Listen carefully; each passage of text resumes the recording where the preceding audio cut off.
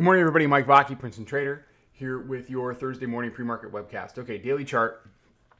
And, this is the week so far, you can call it opportunity lost because we come out of the lower band ride. The bulls get a nice push up, can't follow through the next day. And then the bears have what I would best describe a horrible Globex, an absolutely horrible Globex. When I talked to you guys for the evening webcast last night, I was saying, and it was true at the time, and it could still be, it's early, that for the first time in a very long time, the last 24 hours of price action, 24 hours back to, you could say 5, 6, 7 sessions since this failed, was truly indicative of potentially a down market. The only thing that ever stands between that being the case is the bears executing. They had a really good chance to execute last night. The trouble was they couldn't convert weekly pivot. They did about 3 washouts down below the weekly pivot, 2, 3, 4 handles, which was really sloppy. And then they took it higher. Right now we're trading 46. We traded as high as 46.75 in the Globex. But this is what we see from the bears. The opportunity slipped through their fingers.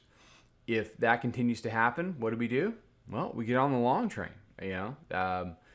If the bulls are able to convert the daily mid-band, that opens up a ton of upside. Just a ton of upside. They're going to have to deal with the monthly pivot up at 51.5. Here's your monthly pivot. Bears miss an opportunity. So they had to move down off the open. They came back, did a potential lower high, moved them back below weekly pivot, and then they got run. I mean, there's no other way to put it.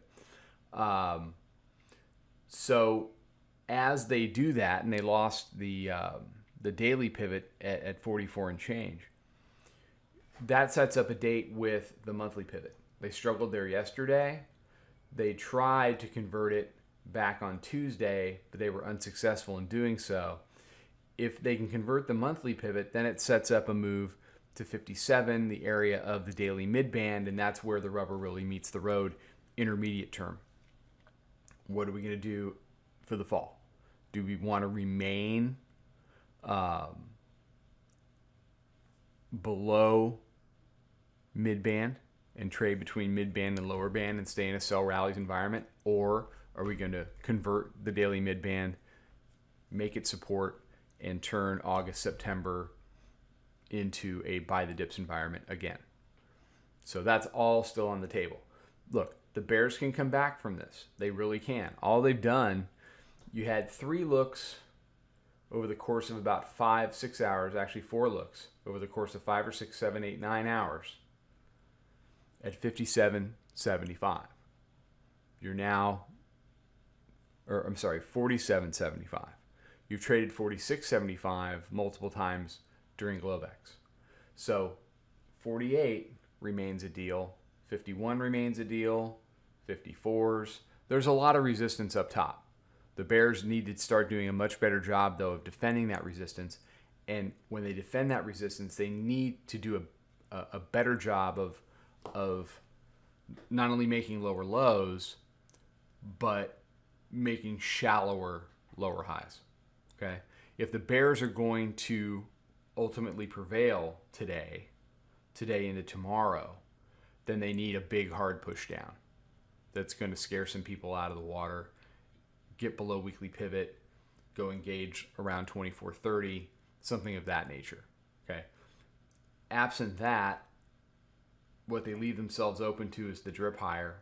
They leave themselves open on slow drips down being bought, because now the dip buyers are kind of getting their sea legs, and they're saying, okay, I remember how this works. We're going to be fine. We held weekly pivot again. Now we go to the next one, the next one, and the next one. So, like I prefaced all of this, the bears had a bad night. They had a bad night, and unless they come back quickly, they're really going to pay for it. All right, everybody have a good day. There will be a midday update out. I will talk to you then. Trade them well. Follow us over on Twitter, Instagram, and Snapchat at Princeton Trader. Check us out on Facebook and join us for a free trial at www.princetontrader.com. Trade them well.